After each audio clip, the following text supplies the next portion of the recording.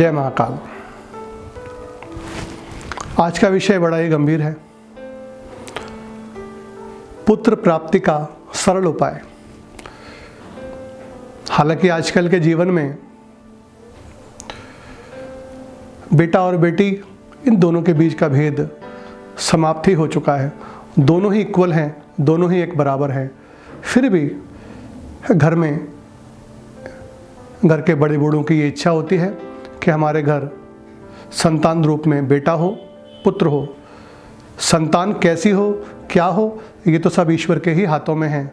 लेकिन फिर भी कुछ शास्त्रों में, वेदों में, पुराणों में ये कुछ नियम बताए हुए हैं जिनको यदि आप पालन करें तो आपकी इच्छित मनोकामना ज़रूर पूर्ण होगी। आइए इस विषय पर चर्चा करते हैं। जो भी परिवार अपने घर में संतान रूप में पुत्र चाहते हैं वो श्री कृष्ण जी की लड्डू गोपाल रूपी तस्वीर अपने घर के बेडरूम में लगाएं और जो गर्भवती स्त्री हैं वो नित्य उस तस्वीर के दर्शन करें। संभव हो सके तो संतान गोपाल स्तोत्र का पाठ करें।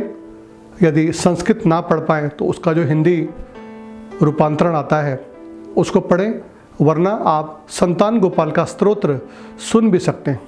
दिन में एक बार आप इस नियम का ज़रूर ध्यान करें। दूसरा उपाय, मंगलवार के दिन और शनिवार के दिन श्री हनुमान जी महाराज के मंदिर में जाकर उनको गुड़ और चने का भोग अर्पित करें और विशेष तौर से शनिवार के दिन हनुमान जी को सिंदूर ज़रूर अर्पित करें। सिंदूर अर्पित करने का मतलब ये नहीं है कि आप सिंदूर बाबा को स्वयं लगाने लग जाएं। जो भी ब्राह्मण देवता या जो भी सेवादार वहाँ विराजमान हैं उनको आप सिंदूर दें और बाबा के चरणों में उसको रखवा दें। तीसरा उपाय, 21 बेलपत्र लें, चंदन से उन पर ओम नमः शिवाय लिखकर भगवान शंकर के मंदिर में जाकर सब देवी देवताओं को प्रणाम करके उसके बाद भगवान शंकर को नमः शिवाय नमः शिवाय नमः शिवाय कहकर वह बेलपत्र अर्पित करें। ऐसा आप 9 सोमवार तक करें। बाबा की कृपा से आपकी इच्छित मनोकामना ज़रूर पूरी होगी। इसके अलावा एक और उपाय है जिसको मैं रामबाण उपाय कहता हूँ। यदि कर पाएँ तो इसका कोई काट नहीं है और ये उपाय केवल संतान प्राप्ति के लिए ही नहीं, जीवन में बड़ी से बड़ी समस्या भी यदि हो, यदि इस उपाय को परिवार साथ बैठकर करे तो इस उपाय के आगे कोई भी परेशानी टिक नहीं पाती। ध्यान से समझें इस उपाय को। आपको अपने परिवार के साथ बैठकर श्री हनुमान चालीसा का 108 बार पाठ करना है। यदि आप अकेले इस पाठ को कर रहे हैं तो 1 से लेके 108 मतलब 108 बार आपको हनुमान चालीसा पढ़नी है। यदि 2 जने कर रहे हैं तो दोनों जने साथ बैठेंगे और 54 पाठ करेंगे, उससे 108 पूरे हो जाएंगे। यदि परिवार के 4 जन बैठ के कर रहे हैं तो 27 पाठ आप करेंगे। आप समझ गए मेरी बात। अकेले कर रहे हैं तो 108 बार, 2 जने कर रहे हैं तो 54 एक साथ, 4 जने कर रहे हैं तो 27 पाठ। कहने का मतलब ये है 108 बार।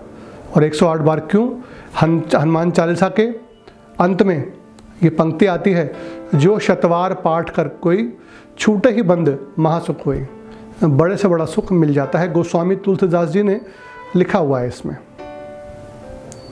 अब इस पाठ को कैसे करना है, कैसे आप गिनती करेंगे कि भाई एक आदमी ऐसा तो नहीं है बैठे बैठे गिनती करेगा, उसका भी आपको तरीका बताता हूँ।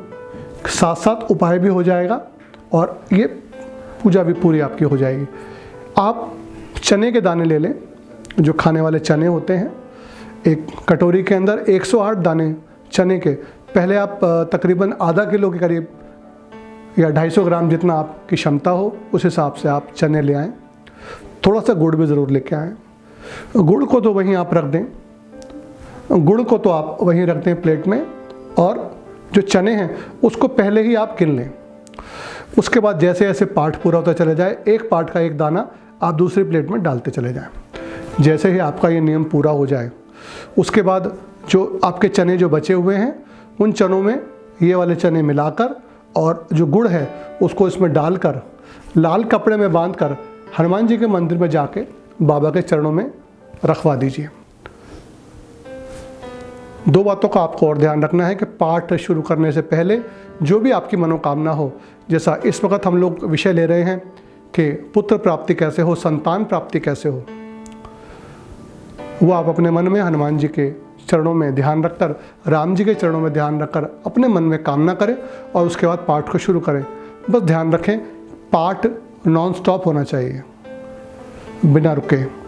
ऐसा नहीं है कि 108 पाठ आप कर रहे हैं तो 1-2 आपने पाठ किया, उसके बाद मोबाइल आ गया, आपने मोबाइल उठा के बात करने लगे, साथ में टीवी चल रहा है। नहीं, ये समय आपको निकालना पड़ेगा।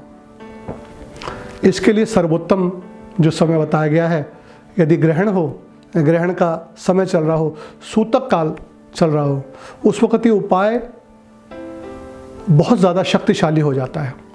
रात के वक्त आप इस पाठ को करें और इसके बाद सुबह आप नियम को पूरा कर सकते हैं, जैसे आपकी सुविधा हो।